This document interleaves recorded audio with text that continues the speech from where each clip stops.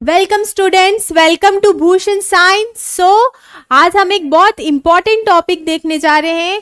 ये सिर्फ BSc nursing first year के लिए ही नहीं, ना ही ये पर्टिकुलर नर्सिंग, ये हर एक नर्सिंग स्टूडेंट्स के लिए बहुत इंपॉर्टेंट टॉपिक है।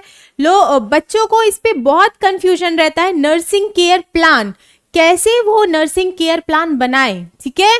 तो आज हम इस क्लास में देखेंगे कि हम कैसे इजी वे में अपने पेशेंट्स के नीड के बेसिस में हम कैसे उनका नर्सिंग केयर प्लान बना सकते हैं, ठीक है।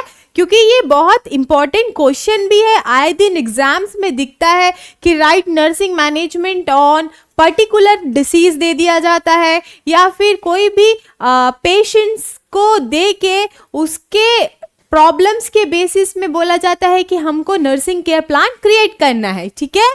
तो आज हम देखेंगे कि हम कैसे नर्सिंग केयर प्लान बना सकते हैं। तो सबसे पहले तो हमको इसका मीनिंग पता होना चाहिए कि नर्सिंग केयर प्लान मतलब कि कोई भी केयर को डिलीवर करने से पहले हम क्या करते हैं, उसकी प्लानिंग करते हैं, ठीक है। प्लान करके हम पेशेंट को क्या दे रहे हैं, केयर दे रहे हैं। हम क्यों प्लानिंग करते हैं? प्लानिंग इसलिए करते हैं ताकि हम पेशेंट के नीड के बेसिस पे, जिसकी उसको जरूरत है, उसके बेसिस में हम क्या कर सके, उसको हम केयर प्रोवाइड कर सके। तो जो नर्सिंग केयर प्लान है अपना, ये कैसा प्लान होता है? एक इंडिविजुअलाइज्ड केयर प्लान होता है, ठीक है। इंडिविजुअलाइज्ड केयर प्लान का मतलब है बेटा कि हर एक पेशेंट के नीड के हिसाब से बनता है। मान लो कि कोई डायबिटिक का पेशेंट है और एक हेड इंजरी का पेशेंट है, तो दोनों का जो नर्सिंग केयर प्लान होगा वो डिफरेंट होगा, क्योंकि दोनों पेशेंट की जो नीड है वो डिफरेंट होगी, ठीक है। जो उसकी केयर की नीड होगी वो कैसी होगी, डिफरेंट होगी। तो ये क्या केयर प्रोवाइड करता है? Individualised care. इंडिविजुअलाइज मतलब पेशेंट के नीड के, उसके नीड से रिलेटेड केयर प्रोवाइड करता है, ठीक है। ये एक स्टेप बाय स्टेप प्लान है। क्या है बेटा? ये स्टेप बाय स्टेप प्लान है, प्लान ऑफ केयर है, step by step plan of care है, ठीक है। ये हमें एक रोड मैप की तरह हेल्प करता है, ठीक है। इसमें नर्स क्या करेगी? सबसे पहले वो असेस करेगी पेशेंट्स को, ठीक है। असेस करने के बाद, असेसमेंट के बाद शी विल डायग्नोस, ठीक है, डायग्नोस करेगी।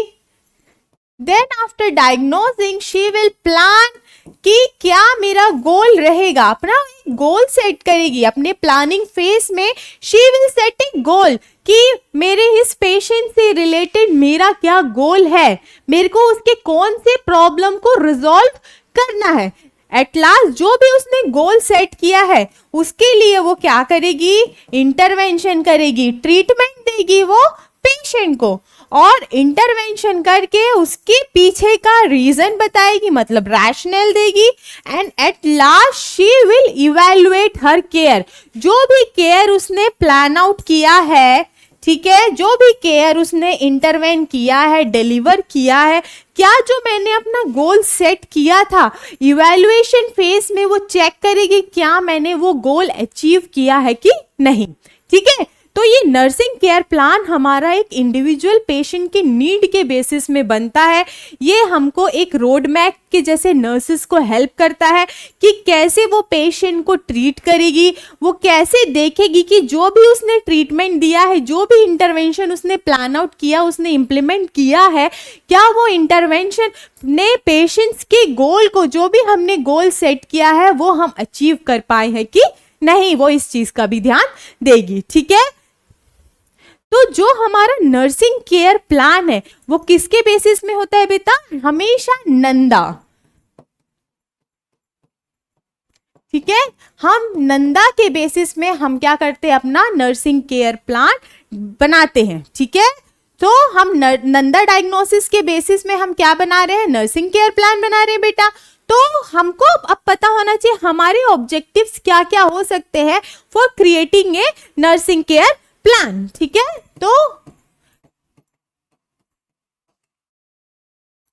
ऑब्जेक्टिव्स मतलब गोल्स, गोल्स ऑफ क्रिएटिंग है, मतलब इसमें हम थ्रू नर्सिंग केयर प्लान हम सबसे फर्स्ट आइडेंटिफाई कर सकते हैं, है ना, आइडेंटिफाई कर सकते हैं पेशेंट्स के नीड को, उसकी प्रेफरेंसेस को आइडेंटिफाई कर सकते हैं बेटा। नेक्स्ट, आइडेंटिफाई करने के बाद हम पेशेंट को कहीं ना कहीं systematic and holistic care provide करते हैं।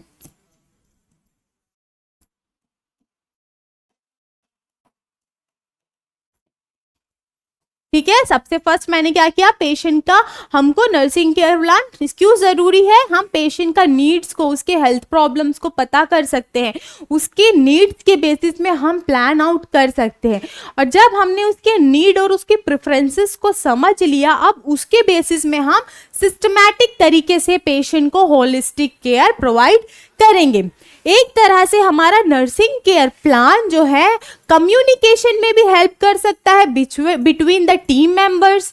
मान लो कि मैंने जो केयर दिया है वो कैसे पता चलेगा, थ्रू एनसीपी। मैं अपने एनसीपी में लिखूंगी कि हाँ, पेशेंट को अभी मेरे शिफ्ट में अगर कंप्लेन किया था पेन, तो क्या है वो भी एनसीपी हमको हेल्प कर सकता है, कम्युनिकेशन। ठीक है, तो हम इसमें पेशेंट्स को उसके नीड के बेसिस में इंटरवेंशन या ट्रीटमेंट भी दे सकते हैं। तो ये हमारा क्या है, मेन ऑब्जेक्टिव्स है कि हमको क्या एनसीपी का नीड क्यों है। नेक्स्ट हम देखेंगे कि सबसे इंपॉर्टेंट कंपोनेंट्स क्या क्या होते हैं एक एनसीपी में, हमको कौन कौन सा पॉइंट्स, क्या क्या हमारे एलिमेंट्स हैं नर्सिंग केयर प्लान में, हम वो देखेंगे बेटा। ठीक है, तो टोटल इसके 6 कंपोनेंट्स है। ठीक है, फर्स्ट कंपोनेंट क्या है बेटा, असेसमेंट। सेकेंड कंपोनेंट है अपना नर्सिंग डायग्नोसिस। थर्ड कंपोनेंट है बेटा अपना असेसमेंट किया, नर्सिंग डायग्नोसिस किया। थर्ड कंपोनेंट है बेटा अपना प्लानिंग, या फिर बोल सकते हैं हमारा गोल। नेक्स्ट, हमने प्लान आउट किया, अब हम क्या करेंगे, हम उसके लिए क्या कर रहे हैं, इंटरवेंशन कर रहे हैं। इंटरवेंशन के बाद हम क्या करेंगे, हम इंटरवेंशन जो किए हैं उसके पीछे का रीजन बताएंगे, रैशनल। ठीक है, रैशनल के बाद हम बताएंगे इवैल्यूएशन, और इवैल्यूएशन करके अगर हमको लग रहा है हमारा गोल मेट हुआ है तो हम कंटिन्यू करेंगे जो भी हम ट्रीटमेंट इंटरवेंशन कर रहे थे। लेकिन अगर हमने इवैल्यूएशन में पाया कि हमारा गोल मीट नहीं हुआ है, ठीक है, तो हम क्या करेंगे, हम अपने इंटरवेंशन को चेंज करेंगे। ठीक है, तो ये हमारे मेन कंपोनेंट्स है। पहला कंपोनेंट है बेटा अपना असेसमेंट। ठीक है, फर्स्ट कंपोनेंट क्या है, assessment. Second component is nursing diagnosis. Third component क्या है अपना प्लानिंग या गोल। फोर्थ कंपोनेंट है बेटा अपना इंटरवेंशंस। ठीक है, फिफ्थ कंपोनेंट है अपना rational, and sixth and last component is evaluation. तो अब हम एक एक कंपोनेंट्स को थोड़ा सा डिटेल में जानेंगे। ठीक है, असेसमेंट का मीनिंग्स क्या होता है कि हम गैदर कर रहे हैं, हम पेशेंट्स से इंफॉर्मेशन गैदर कर रहे हैं। ठीक है, कैसे गैदर कर सकते हैं इंफॉर्मेशन, पेशेंट कुछ इंफॉर्मेशन खुद देगा जिसको हम बोलेंगे सब्जेक्टिव डेटा, जो हम ऑब्जर्व करेंगे वो कैसा होगा, ऑब्जेक्टिव डेटा होगा बेटा, है ना। तो फर्स्ट क्या है अपना असेसमेंट।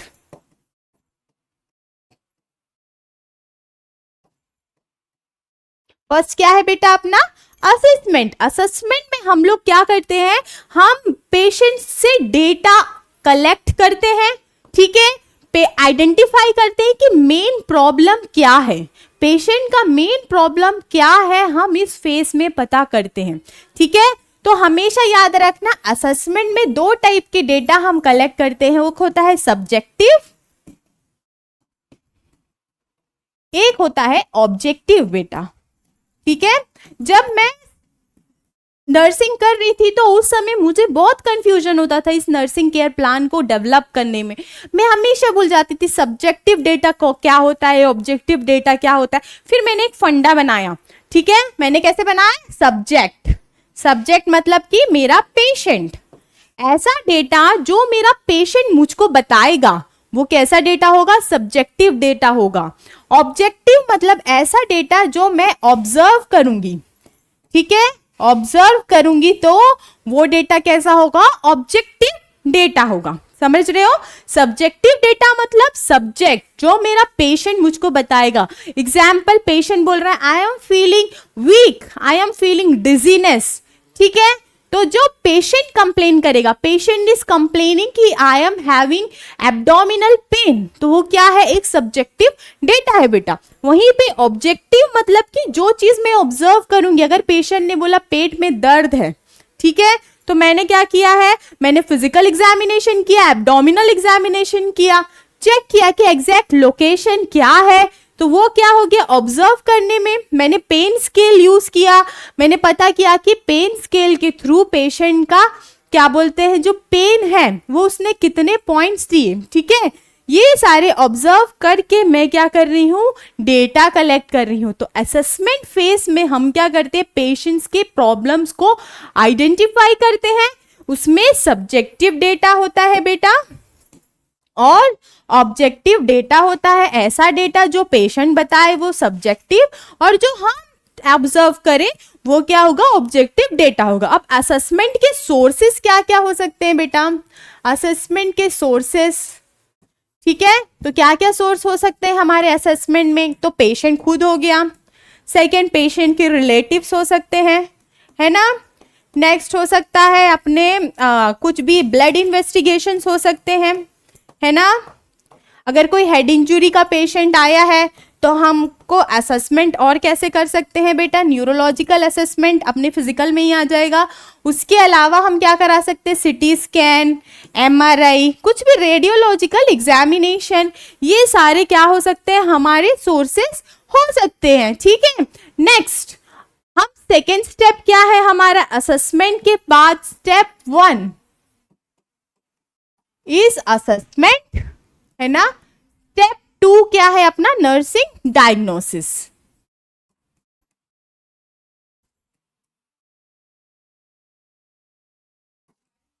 ठीक है, स्टेप टू क्या है बेटा अपना? Nursing diagnosis. नर्सिंग डायग्नोसिस का मतलब है कि on the basis of assessment, assessment में हमने क्या किया था? हिस्ट्री कलेक्शन किया, पेशेंट ने बताया, पेशेंट के रिलेटिव्स ने बताया, ठीक है, हमने ऑब्जर्व किया, हमने फिजिकल एग्जामिनेशन किया, फिर कुछ उसके कंप्लेन के बेसिस में कुछ टेस्ट कराए, वो सारे टेस्ट सब को देखने के बाद हम एक डायग्नोसिस बनाएंगे। वो डायग्नोसिस क्योंकि नर्स बना रही है तो वो कैसा होगा? नर्सिंग डायग्नोसिस होगा। और हमेशा याद रखना नर्सिंग डायग्नोसिस किससे अप्रूव्ड होना चाहिए? नंदा डायग्नोसिस, मतलब नंदा के फॉर्मेट में होना चाहिए। नंदा ने बोला कैसा बनेगा डायग्नोसिस? तो पहला प्रॉब्लम, ठीक है,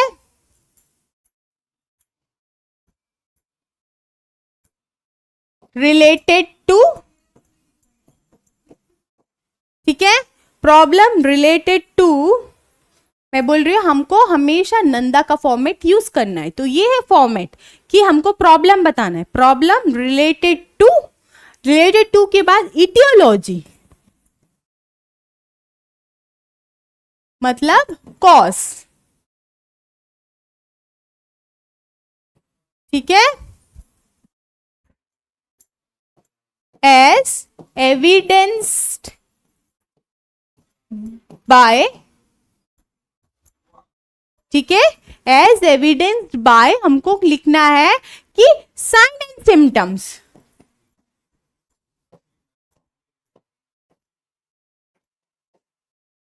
तो ये क्या हो गया अपना फॉर्मेट है कि हम नंदा डायग्नोसिस कैसे लिखेंगे बेटा? सबसे पहले हम डायग्नोसिस में लिखेंगे प्रॉब्लम क्या है।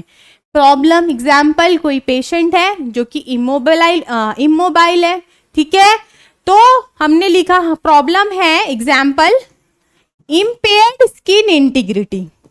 क्या प्रॉब्लम है बेटा? इम्पेयर्ड स्किन इंटीग्रिटी, मतलब कि जो उसकी स्किन है वो कहाँ ब्रोकन डाउन हो गई है, इम्पेयर हो गई है ना, इम्पेयर स्किन इंटीग्रिटी। तो इस डायग्नोसिस में क्या हाल है? हमने प्रॉब्लम लिख दिया। प्रॉब्लम क्या है? Impaired skin integrity. अब related to, related to cause, cause क्या है, मैंने बोला पेशेंट क्या था, इमोबाइल था, रिलेटेड टू इमोबिलिटी, इमोबिलिटी क्या है, एटियोलॉजी है, कॉज है, ठीक है। एज एविडेंस बाय, कैसे पता चला,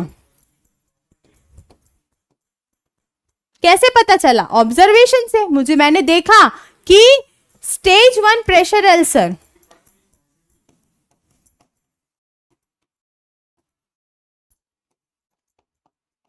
as evidence by stage 1 pressure ulcer, की कैसे प्रूफ हुआ कि स्पिन इंटीग्रिटी क्या है, ब्रोकन है, इंपेयर्ड है, थ्रू स्टेज 1 प्रेशर अल्सर जो पेशेंट के सैक्रल रीजन पे प्रेजेंट है, प्रेजेंट इन सैक्रल रीजन, ठीक है।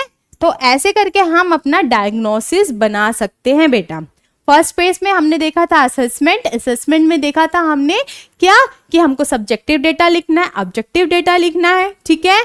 फिर उसकी सब्जेक्टिव और ऑब्जेक्टिव डेटा के बेसिस में हम क्या बनाएंगे, प्रॉब्लम बताएंगे, हम अपना डायग्नोसिस बनाएंगे। हमने एक डायग्नोसिस क्या बनाया कि impaired skin integrity related to immobility as evidence by stage 1 pressure ulcer on sacrum region, ठीक है। नेक्स्ट, अब हमको पता होना चाहिए कि there are different types of diagnosis, ठीक है। तो टाइप्स ऑफ डायग्नोसिस में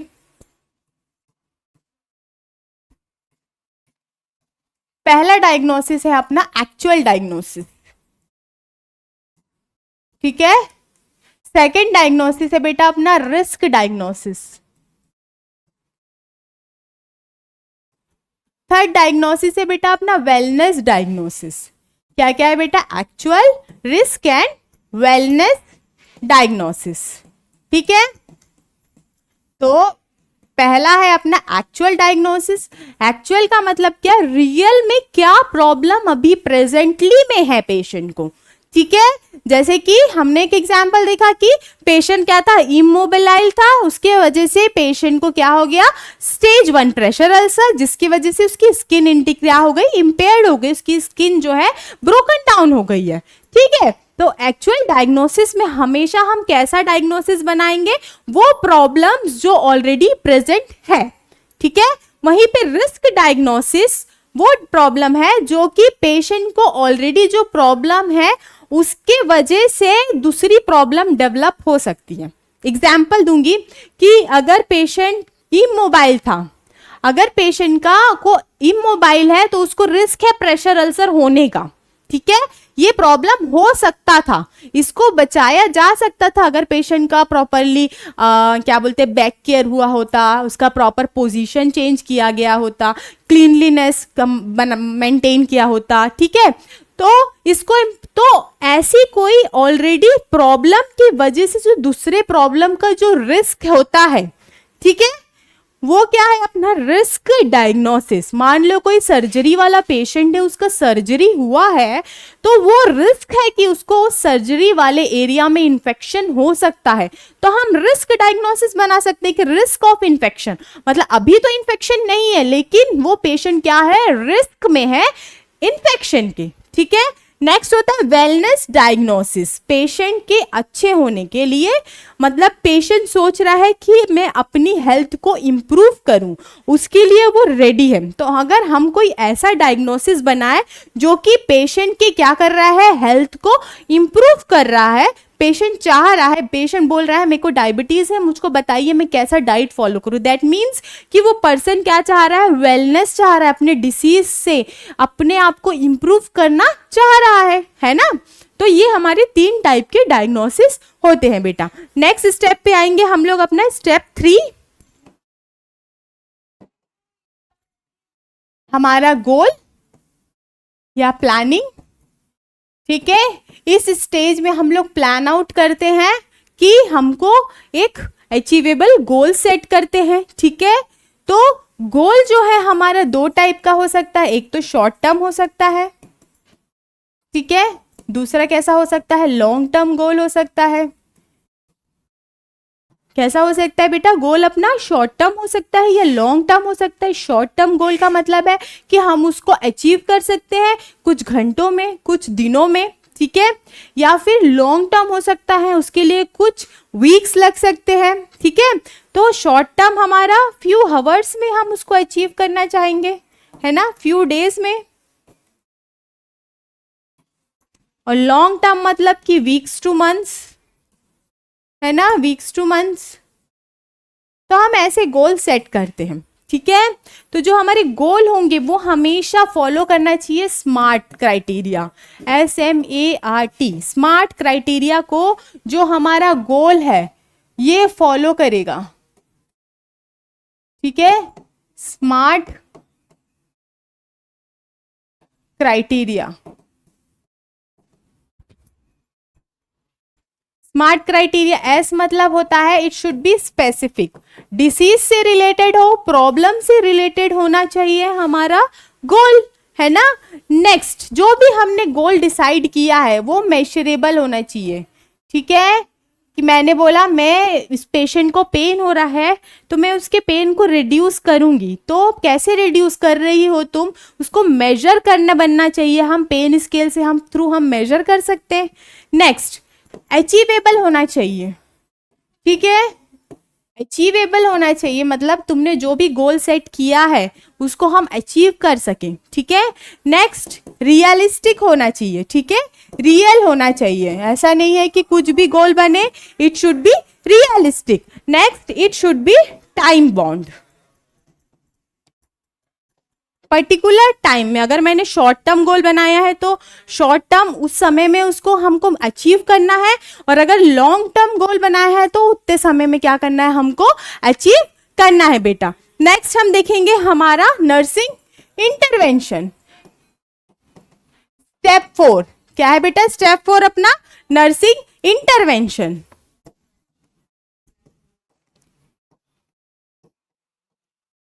ठीक है, क्या है अपना स्टेप 4 नर्सिंग इंटरवेंशन, कि जो भी मैंने गोल सेट किया है उसके लिए मैं क्या स्टेप लूंगी, क्या एक्शंस लूंगी, वो लिस्ट ऑफ एक्शंस क्या होंगे मेरे to achieve goal is intervention, ठीक है। वो सेट ऑफ मेरे एक्शंस जो कि कैसे होंगे, वो एक्शंस मेरे एविडेंस बेस्ड होना चाहिए, है ना, एविडेंस बेस्ड एक्शन होना चाहिए जो कि मुझे हेल्प करेंगे टू अचीव गोल।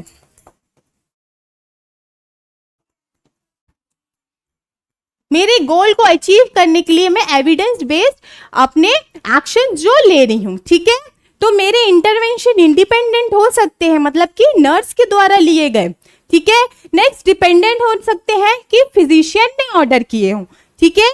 कैसे हो सकते हैं बेटा, इंडिपेंडेंट जब नर्स उसको कर रही है, डिपेंडेंट हो सकता है जब डॉक्टर ने कुछ चीज ऑर्डर किया है, या फिर कोलिबरेटिव हो सकते हैं। कोलिबरेटिव का मतलब है कि हम किसी और को इन्वॉल्व कर रहे हैं, एग्जाम्पल डाइटिशियन या फिर फिजियोथेरेपिस्ट को रिफर कर रहे हैं पर्टिकुलर चीज के लिए, तो कैसे हो जाएंगे हमारे कोलैबोरेटिव या फिर टीम बेस्ड इंटरवेंशन हो सकते हैं बेटा, ठीक है। नेक्स्ट हमारा स्टेप 5 क्या है बेटा, रैशनल। स्टेप 5 है बेटा अपना रैशनल। तो जो भी मैंने इंटरवेंशन किया है स्टेप बाय स्टेप, उसके पीछे मैं क्या बताऊंगी, रैशनल रीजन, ठीक है, reason behind each nursing action. जो भी मैंने नर्सिंग एक्शन लिया है, जो भी इंटरवेंशन किया है, उसके पीछे का मैं क्या बता रही हूं, रीजन बता रही हूं बिहाइंड ईच इंटरवेंशन। हर एक स्टेप का जो मैं बता रही हूं कि मैंने ये अगर पेशेंट का पोजीशन चेंज किया तो क्यों किया, उसके पीछे का रीजन। अगर मैंने ब्लड प्रेशर चेक किया तो क्यों किया, पेशेंट को आईवी फ्लूइड एडमिनिस्टर किया तो क्यों किया, तो उसके पीछे का मैं क्या बताऊंगी, इसमें रैशनल बताऊंगी, रैशनल बताऊंगी बेटा, ठीक है। नेक्स्ट हमारा स्टेप 6 क्या है बेटा, इवैल्यूएशन।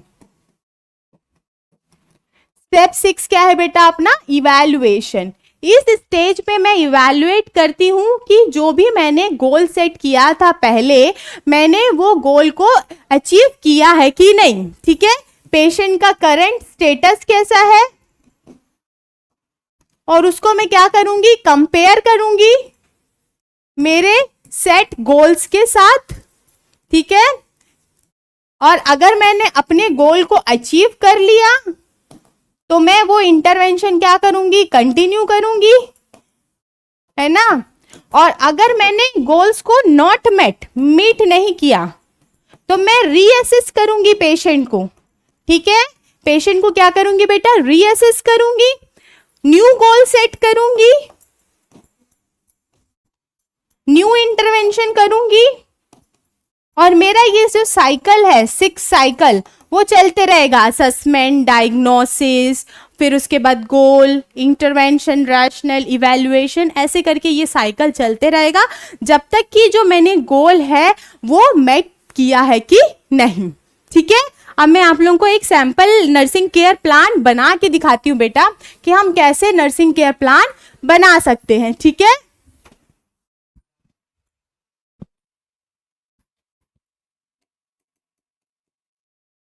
तो फर्स्ट क्या था बेटा अपना असेसमेंट, सेकेंड है बेटा नर्सिंग डायग्नोसिस, थर्ड है बेटा अपना गोल, फोर्थ क्या है बेटा अपना इंटरवेंशन, नेक्स्ट है बेटा अपना रैशनल, और लास्ट है बेटा अपना इवैल्यूएशन, ठीक है। तो ऐसा फॉर्मेट हमको यूज करना है, ऐसे टेबुलेटेड फॉर्मेट में बनाना है, ठीक है, अपना नर्सिंग केयर प्लान। एक फॉर्मेट ये है अपना, ठीक है। एक और फॉर्मेट में अपन बना सकते हैं। सबसे पहले हम क्या करेंगे, असेसमेंट लिखेंगे पहला, ठीक है। फर्स्ट बनाया मैंने, असेसमेंट लिखा, असेसमेंट के बाद मैंने क्या किया, डायग्नोसिस लिखा, फिर डायग्नोसिस के बाद मैंने क्या किया, इसे गोल बना दिया। फिर जो भी गोल सेट किया उसके बेसिस में मैं क्या करूंगी, इंटरवेंशन, मैं रैशनल लिखूंगी, और एट लास्ट इवैल्यूएशन, ठीक है। ये दो फॉर्मेट को हम यूज कर सकते हैं बेटा। पहला फॉर्मेट कैसा था मेरा, देखो पूरा टेबुलेटेड फॉर्म में एक साथ है, असेसमेंट, नर्सिंग डायग्नोसिस, गोल, इंटरवेंशन, रैशनल, इवैल्यूएशन, ऐसा। और सेकंड फॉर्मेट मैंने आपको दिखाया बेटा कि सबसे पहले हम उसमें असेसमेंट लिखेंगे, डायग्नोसिस, गोल, इंटरवेंशन, रैशनल, फिर इवैल्यूएशन, ठीक है। तो इसमें हम कैसे लिख सकते हैं, ठीक है। तो हम सबसे फर्स्ट मैंने पहला डायग्नोसिस बनाया, असेसमेंट। असेसमेंट में हमेशा याद रखना बेटा कौन से दो डेटा आते हैं, सब्जेक्टिव एंड ऑब्जेक्टिव, ठीक है। तो ऐसे दो हेडिंग हमने डाल ली बेटा, subjective data and objective data. इसमें हम लिखेंगे कि अब सब्जेक्टिव और ऑब्जेक्टिव डेटा कैसे लिखेंगे बेटा हम लोग,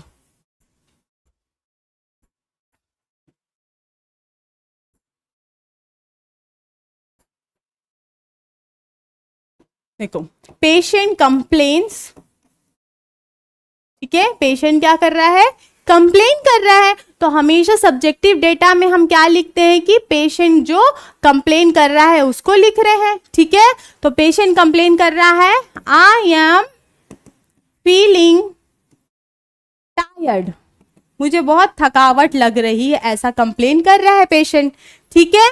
नेक्स्ट हम डायग्नोसिस, हम नेक्स्ट क्या लिखेंगे, ऑब्जेक्टिव डेटा। तो ऑब्जेक्टिव डेटा हमेशा स्टार्ट होगा ऑन ऑब्जर्वेशन, ठीक है।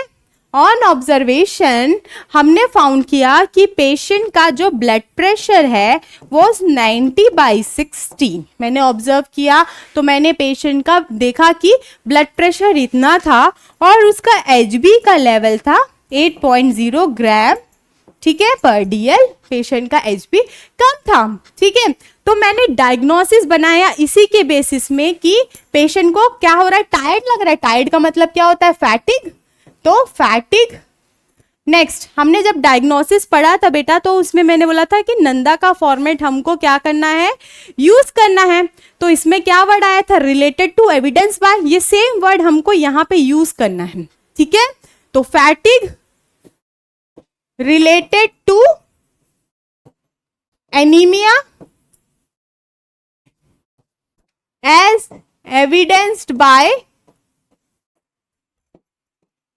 ठीक है। Fatigue related to anaemia as evidence by, मैंने देखा कैसे, low haemoglobin and blood pressure.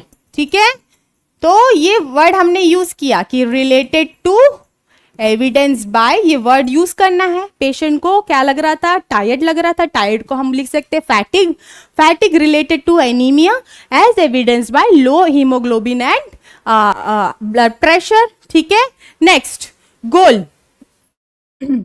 गोल क्या होगा, टू रिड्यूस, पहला गोल है ना, पेशेंट को हमको क्या करना है, टायर्ड लग रहा है, टू रिड्यूस टायर्डनेस लिख सकते हैं हम लोग, है ना।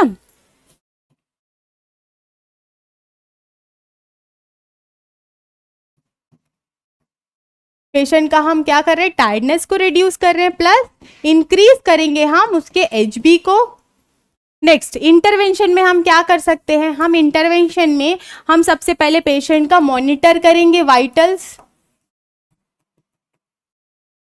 क्यों वाइटल मॉनिटर कर रहे हैं, तो गेट बेसलाइन डेटा, है ना, हम पेशेंट से एक बेसलाइन डेटा ले रहे हैं फॉर फर्दर ट्रीटमेंट।